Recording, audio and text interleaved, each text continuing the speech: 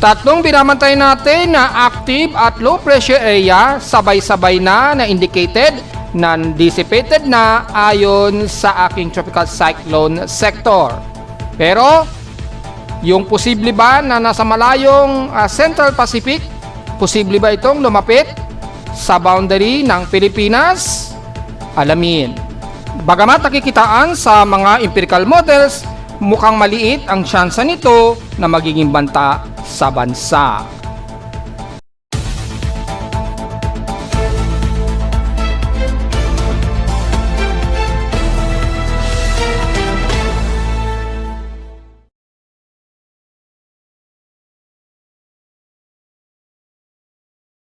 Southwest monsoon o habagat, dahan-dahang lumalayo muna sa kanluran ng bansa, lalo na sa hilagang bahagi ng Luzon, kaya inaasahan muli na makakaranas muna tayo ng unti-unting mas maalinsangan ulit na panahon, although makakaranas pa rin ng kalat-kalat na pag-ulan ng bahagi ng kanluran ng Extreme Northern Luzon, kabilang na ang Pangasinan at Zambales. Nalalabi ng Central Luzon kasama na ang Metro Manila at Southern Luzon, makakaranas na ng katamtaman pero partly tumusikaw di pa rin ang aasahang panahon maging sa Visayas. At ilang mga pag-ulan inaasahan din na mararanasan kasama ng Mindanao mga dahil sa umiiral na isolated rains at mga pagkulog at pagkidlat dulot ng remnant monsoon trough na galing kay Bagyong Josie. Hello, good morning mga folks. Welcome po muli sa ating daily weather bulletin at analysis para sa araw ng Miyerkules, July 15, 2026. Ang oras sa ating boss may maga ay alas 11:51 na o 52 na ng magtatanghaling tapa. Well, babalik uli unti-unti yung ating easterlies habang dahan-dahang dumidistansya palayo, pakanluran ang ating southwest monsoon o habagat, which is binanggitan natin yan ng isang araw na inaasahan nga po na unti-unti na didistansya muna palayo itong ating habagat dahil nahatak ito nitong C99W nung isang araw. Although nalusaw na po ito, dissipated na po ito kahapon pa, ay yung daloy ng ating southwest monsoon dahil nagkaroon ng high pressure area dito sa may bandang hilagang silangan ng Extreme Northern Luzon o bandang south of Japan, kaya nagkaroon ng puwersa dito pakanluran yung ridge of high pressure area. Yung ridge of high pressure area medyo nagpang-abot ng konti dito sa pinaka-boundary. Yan, yung pinaka-boundary na yan. Yan.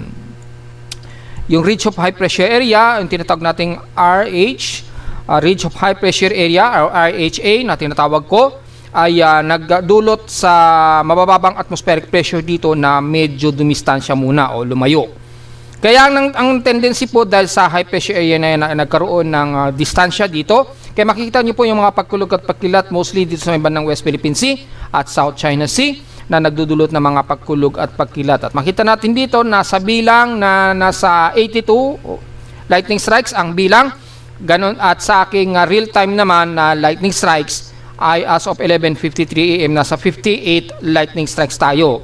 So kasama na historical doon sa aking dashboard ay 58 lightning strikes ang total na lightnings natin, yung pagkulog at pagkidlat natin so far.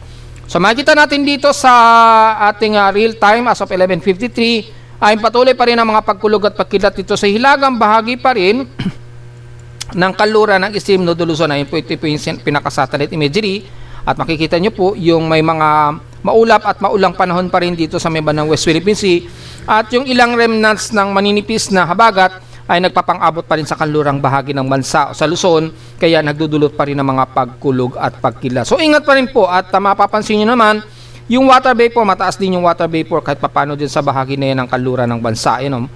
Kaya nagkakaroon tayo ng mga pagkulog at pagkilat dyan at may mga kalat-kalat pa rin pag-ulan. So malinaw yan mga folks at malayo naman sa amin sa Caloocan yan na nasa 237 kilometers ang layo. So sobrang layo naman yan sa amin.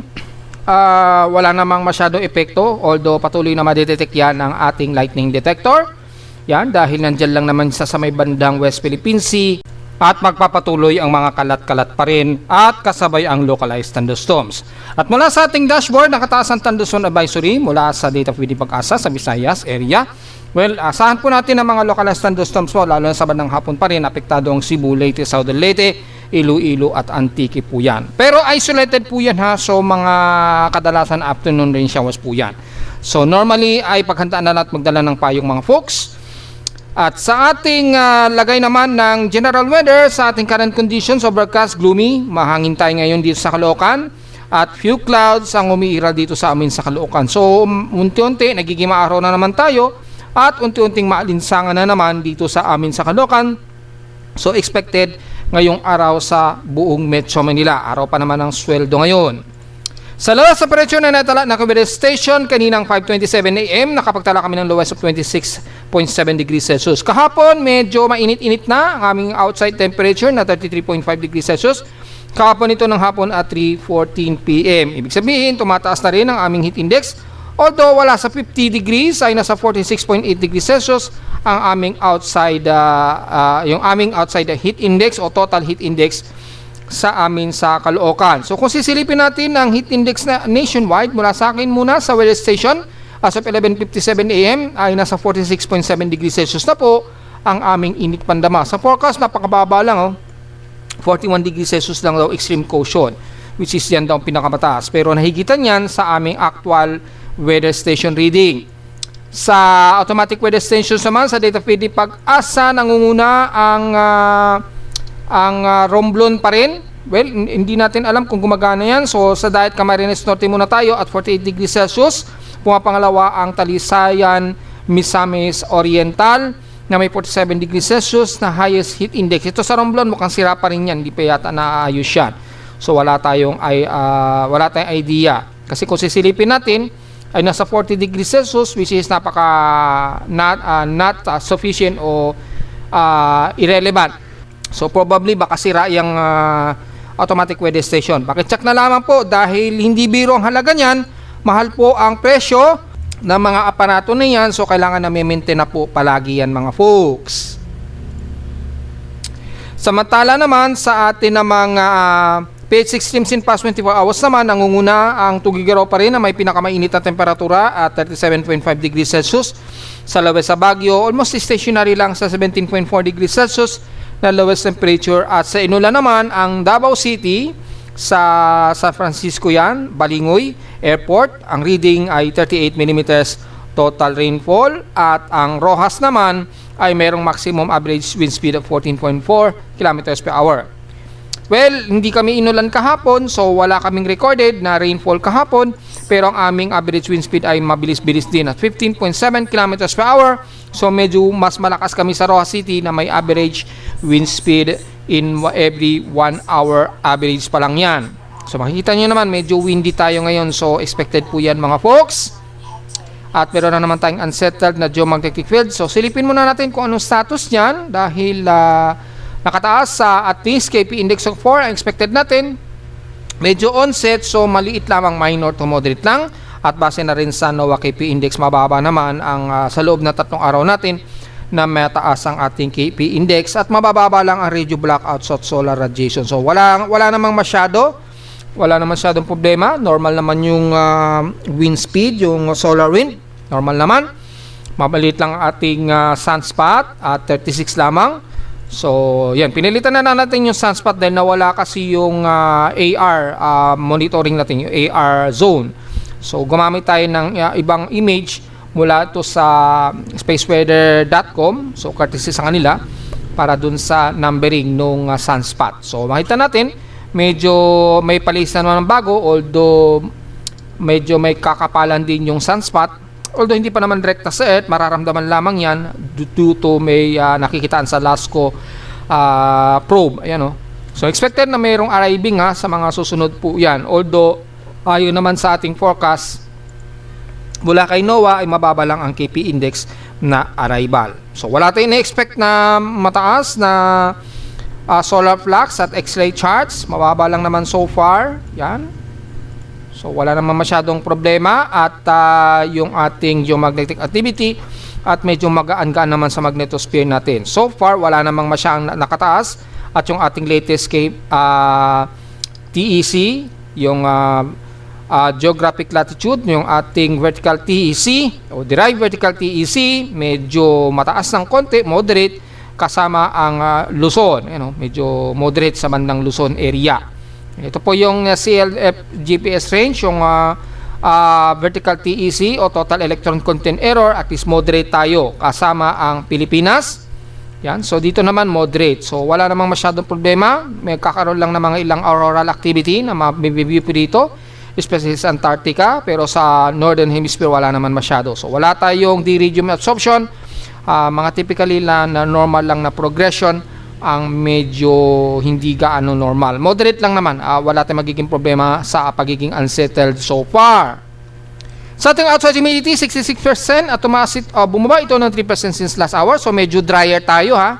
Ito yung sinasabi natin na mayroong pagbabalik na naman ng ridge of high pressure area. At sa ating atmospheric pressure ay 1,009 hectopascals at mabagal itong bumababa since last hour.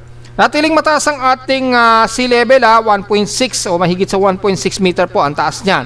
Although medyo hindi masyado maalon ngayon sa iba't ibang bahagi naman sa alalay na lamang sa maliligo dahil malalim po ang ating sea level. 1.6 meter po mahigit ang taas ng sea level natin. So delikado yan sa mga chikiting natin. Bantayin po natin yung mga maliligo. Normal naman nating air quality so far at sa ating almanac, sumikat ang haring araw kaninang 5:34 AM at lulubog po ito mamayang 6:29 PM. At sa ating moonrise and moonset, well, new moon pa naman po, so wala muna tayong may report tungkol dyan. Diretso agad tayo sa ating local weather outlook para ngayong Wednesday and Thursday. Inaasahan natin na magiging partly cloudy ang ating maghapon. Tsansa ng pag-ulan, 3%. Maliit ang tsansa doon ng ulanin sa amin sa Caloocan. Ganon din bukas, pero may mga afternoon rain showers doon na inaasahan. At 30 to 32% chance of rain bukas yan ng Thursday. So, probably mga afternoon isolated rain showers lang ang aasahan natin sa Metro Manila. Pero mangunguna dito ang maghapon na mainit at malinsang ang panahon.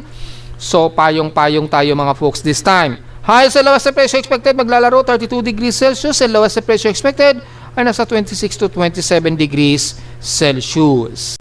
So, diretso agad tayo sa ating ginagamit na satellite imagery. Makita po natin ang ating kasalukuyang satellite image mula sa data feed ng Himawari Satellite. Ay makapapansin natin ang habagat. Bahagyang lumalayo po ito sa kanluran ng bansa, especially sa extreme Northern Luzon. Although mayroon pang ibang manipis na habagat dito sa timog kanluran ng bansa na magbubunsod pa rin ng mga ilang kalat-kalat na pag-ulan, na may ilang pagkilat at pagkulog, especially malapit dyan sa may bandang Zambales at Pangasinan at ilang bahagi pa rin sa may malapit sa may bandang La Union. Yan, maging sa Zambales at bandang Olongapo po. The rest ng extreme Northern Luzon, katamtaman, maaraw naman tayo dyan. May mga part dito mostly cloudy lang tayo at all times. At mga isolated pa rin na pag-ulan, especially sa may bandang Batanes Group of Islands at ilang bahagi sa dulon-dulo ng Apari at Cagayan Valley. The rest naman hanggang Central Luzon, kasama na ang San Jose, pababa ng Angeles, Pampanga, Bulacan at Metro Manila at most of Calabarzon area. Katamtaman o moderate ang lagay ng panahon natin na may mga ilang pagkidlat at pagkulog lang na forecast sa bandang hapon. May heavy rain potential ba? Kung sisilipin natin ng heavy rain potential, so far wala naman tayong heavy rain potential na nababalot dito sa ilang bahagi ng bansa. Magkakaroon lang tayo na kadalasan na magiging maulap na panahon at magkakaroon lamang tayo ng mga tsansa na mga isolated rain showers and localized thunderstorms. So kung gagamitin natin ng Himawari Satellite ng Pag-asa, makikita natin halos mga ilang water vapor lang nakikitaan sa bahagi ng Calabarzon area, kabilang ng Laguna at Batangas at bandang Quezon Province sa bandang Lucena. Although maulap lang at mga light rain showers lang yan kung papatak yan mga folks. The rest ng Mimaropa at most of Southern Luzon, magiging maulap pa rin tayo. May mga ilang isolated lang na kalat-kalat na mga mainit katamtamang pag-ulan sa buong Palawan area. So, medyo good thing kung magkaroon lang ng ilang kalat-kalat na pag-ulan. Dito sa bahagi naman ng Bicol Region, katamtaman ng panahon natin, maaraw at maalinsangan ng ating magiging panahon mga folks. At balik tayo dito sa ating ginagamit na Himawari. Makikita natin ang ilan lamang sa buong Southern Luzon, magiging maulap lang tayo sa halos maghapon. May mga ilang kalat-kalat lamang na pag-ulan na may pagkilat at pagkulog. Sa gusto makita naman ang high quality, so i-zoom, papakita natin high resolution para mas detalyado po na makikita natin yung Yan, so activate natin yung high resolution satellite imagery para mas kita po natin mga folks. Then i-activate natin ng Open Maps.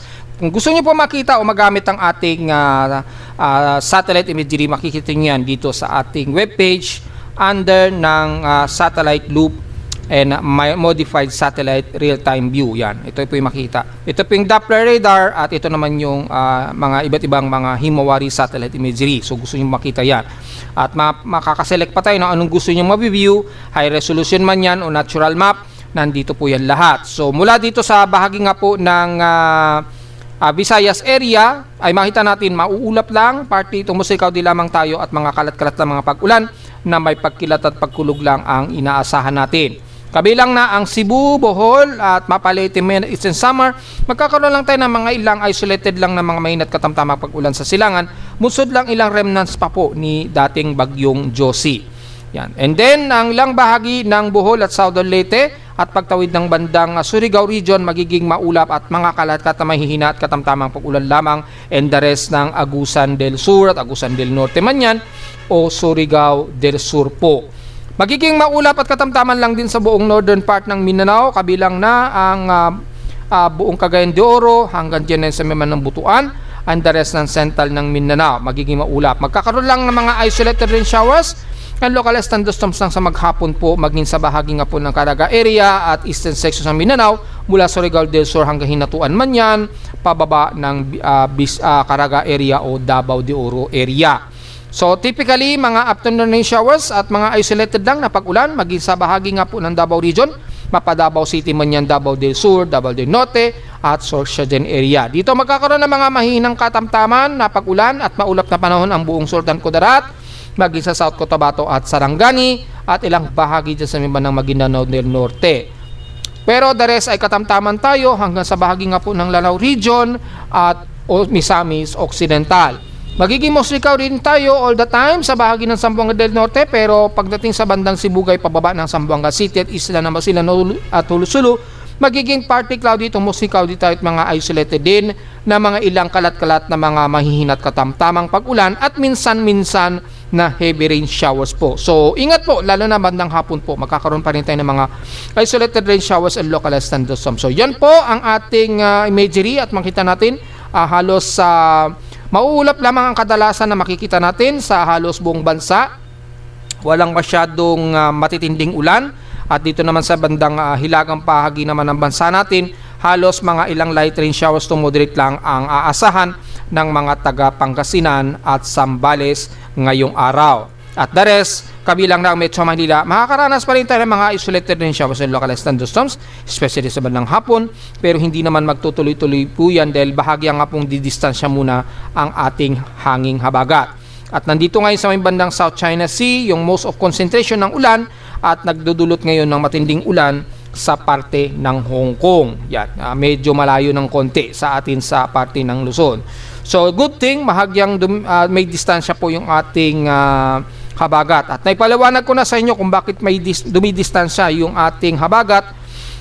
Hindi siya masyado nag-i-inward dito sa kalupaan ng Luzon dahil again, meron po tayong umiiral na high pressure area dito sa bandang south of Japan. May high pressure area tayo dyan.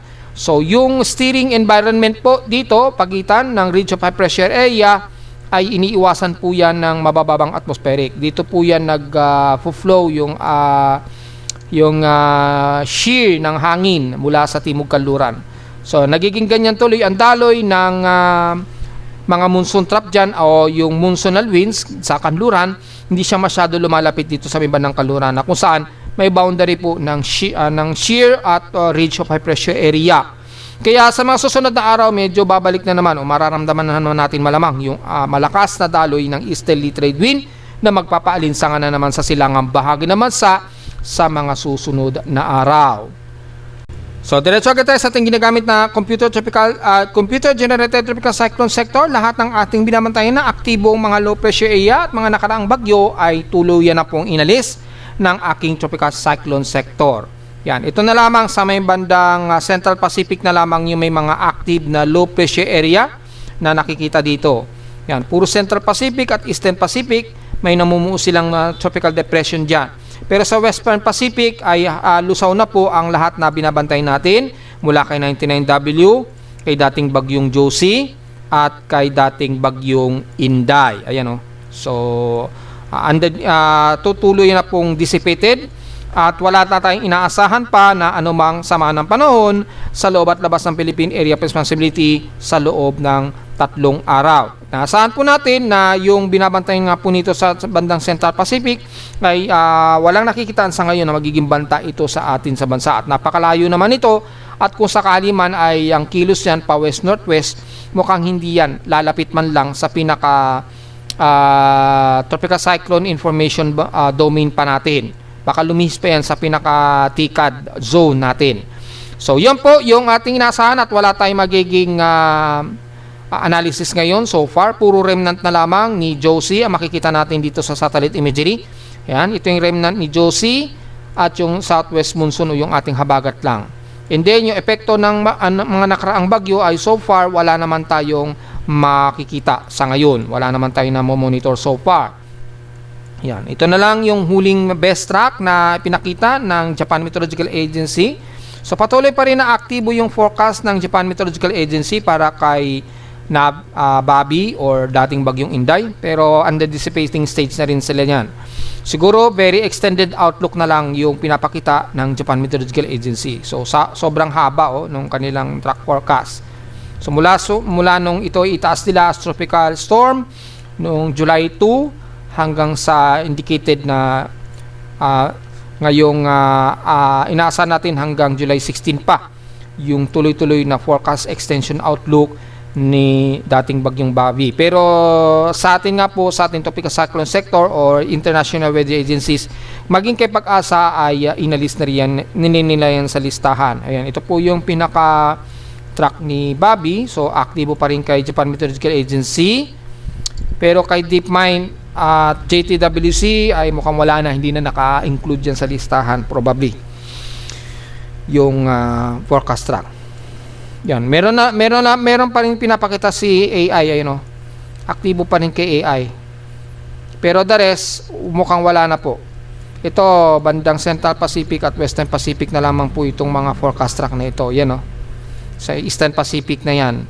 Dito sa atin sa Pilipinas, si Babi at napakalayo na po, yan na lang yung pinaka-last initial forecast track. So wala tayong na-expect na anumang sama ng panahon muna sa loob at labas ng Philippine Area of Responsibility. Pero kung titingnan naman natin yung Global Forecast Assessment Monitoring, baka sakaling itong nasa Central Pacific pumasok sa Western Pacific. So double check natin. So posible bang yung nasa may bandang Central Pacific papasok ng Western Pacific? Well, kung makikita natin dito, mukhang hindi naman. Kaya lang, sa mga susunod na araw, posibleng may mabubuo na naman na ipinapakita si GFS. Ayan, manggagaling pa sa may bandang southeast of Guam na naman. Pero pa-northward ang galaw nito, so mukhang hindi ito nakikitaan na banta sa bansa. Ayan, So, babalandra lang ito sa bandang Guam. Ayan, So probably mayroong isang active na low pressure area ang expected forecast nito hanggang July 21. So mamamataan siya sa bandang Marshall Islands mga July 18. So bago mag-weekend, mukhang may mamamataan. Ayon yan kay JFS pero kay SMWF walang nakikitaan sa ngayon. Pero may tropical wave dito sa southeast of Guam. Yan, may tropical wave na namamataan dyan. So, mababa pa yung forecast kay ECMWF. At mapapansin natin, medyo magkakaroon ng monsoonal break ng bahagya, ninipis yung ating habagat. So, mukhang magiging maaraw at balinsangan na naman tayo, which is bababa na naman yung average ng ating pag-ulan dyan, kasama sa bahagi po ng Luzon. Pero unang mararamdaman yan sa may bandang Mindanao daw. Although mayroong mga tropical wave pa rin o mga surface trap ang nabubuo sa may bandang Kamindanaoan. So typically mga isolated rains ito o yung mga pag-ulan-ulan lamang. Pero walang epekto o wala tayong namamataan sa ngayon na mayroong lalapit o may mabubuo malapit sa bansa na bagong bagyo. Yan, wala po. Maging kay AI Ensemble, wala tayong nakikitaan so far. Extended forecast na hanggang July 22, 2026 po. So wala tayong ine-expect na merong susunod dito kay Josie. At mula sa Global Spectral Model, wala rin tayong namamataan dito. Ninipis din yung ating habagat. So yan po, magbubunsod. At ito po yung mababang atmospheric pressure. At ito po yung may nagkakaroon ng ridges at lumalayo yung ating habagat. So, wala tayong nakikitaan na susunod dito so far at wala ring bagong strike probability. So, wala tayong magiging komento muna mga folks. At inasahan natin sa loob ng 3 araw, wala tayong panibago na mamamataan. Sa ngayon, ang tinututukan lang natin nasa may bandang Central Pacific. Although, gaya nga ating sinasabi kanina, mukhang hindi ito magiging banta sa Pilipinas. Samantala sa ulat lindol, well, mukhang wala naman tayong panibagong lindol na nadedetect. Although kahapon nagkaroon ng mga sunod-sunod na may mga malalakas na naman ang pagyanig tayong nadedetect. Malapit dyan, especially sa may bandang Masbate. At mula bago maghating gabi, nagkaroon na naman ng isang lindol dyan bago maghating gabi. Pero ngayong araw, so far, wala po tayong nadedetect. Medyo kalmado at medyo malinis yung ating seismograph. So wala tayong nadedetect so far. At mula sa data feed ni PBOX, well, as usual, dyan na naman yan sa may ng Sarangani na may mga magnitude 4 na naitatala ang recorded ni PBOX.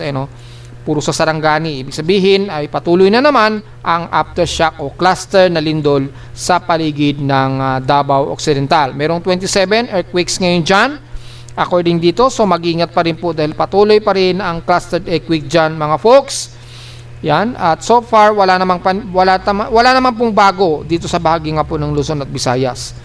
Yan, ano bang total earthquake natin ngayong araw? Total earthquake natin ngayong araw ay 60, so kukunti lang mga folks, pero mas marami pa rin ang naitala sa paligid pa rin ng Sarangani at yan, sa paligid po ng Sarangani at Taglan sa sakop ng General Santos.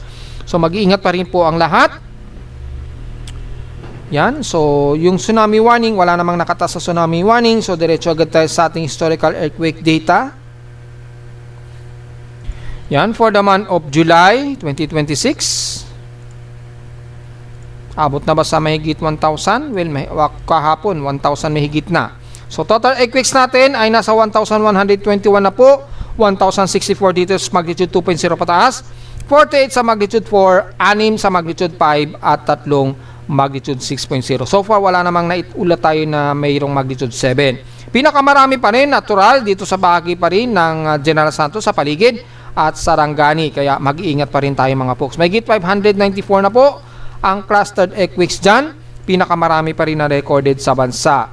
Marami na rin sa may bandang Burias Island sa paligid. Merong 64 tayo na clustered earthquake dyan, 62 to 64. At sa bandang Luzon naman, ang Bolinao, Pangasinan, nasa mahigit 81 na po yung total. So, medyo babantayan natin yung area na sa kanluran ha. Anytime po, maaaring magkaroon ng medyo rupture na malakas dyan sa kanluran ng bandang Lolo Luzon. So, yan po ang total earthquakes natin so far. 1,121 na po yung total na lindol natin mga folks. So, kamusta naman natin yung ating mga dam? Una, ang mga ilog medyo tumataas sa may bandang Rodriguez at dito sa may bandang Ugong sa Valenzuela. Medyo rising po yung ilog dyan. So, medyo alisto po tayo mga folks. At sa ating mga dam, patuloy pa rin ang pagbaba ng ating reservoir ni Angat Dam. Yan. So, nasa 155.98 meters na po yung kanyang water level reservoir mula sa 156.34. So, halos 36.36 meters ang nakukonsumo nito sa loob ng 24 oras. Ibig sabihin lamang yan mga folks, patuloy pa rin ang pagbaba ng water reservoir ni Angat Dam at Magat.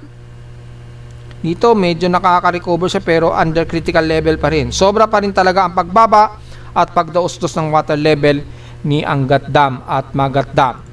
Ganon din si Magat Dam ay very critical pa rin at negative 0.35 meters pa rin na nakukonsumo sa kanya. So yan po yung pinaka-latest natin at patuloy pa rin ang pagbaba ng water reservoir nito.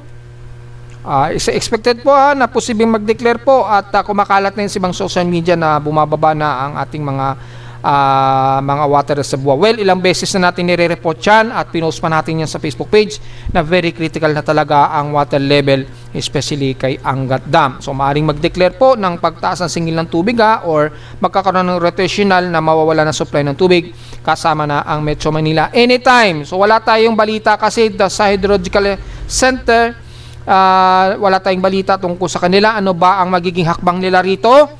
magdideklara ba sila ng crisis, water crisis? Sana ma-address na po ito at magawa na po ng resolution ng ating Malacanang. While sa bagay nakatutok ngayon yata sa impeachment yung ating gobyerno ngayon.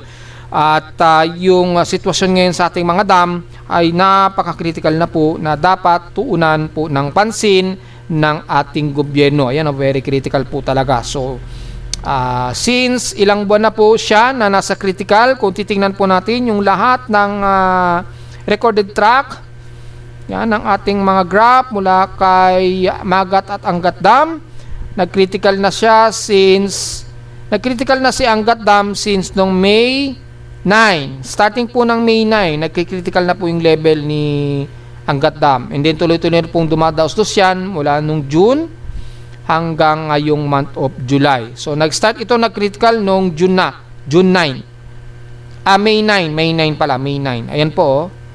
So pero since then, mula nung January ay nagdumadaos-dos na po yung water reservoir ng dalawang dam na ito, which is hindi talaga maganda. Hindi nakaka-recover ng water supply itong si Angat at Magat Dam. At yung ulan kasi natin dito, medyo tipid nga po ng mga nakarang araw. Medyo tipid po ang buhos ng ulan dito sa bahagi po ng Luzon. So, hindi ganun karami ang naging buhos ng ulan. Kang resulta, hindi naging sapat para masuplayan po yung mga dam natin dito sa Luzon. So, yan po ang bad news. So, pwede nyo makita yan sa aking webpage, yung resulta o status ng ating mga dam po. So, yan po yung pinaka-situational natin. Sana ma-address po yan at magawan po ng paraan mga folks. At narito naman natin 3-day weather forecast para sa araw ng Miyerkules, July 15, 2026.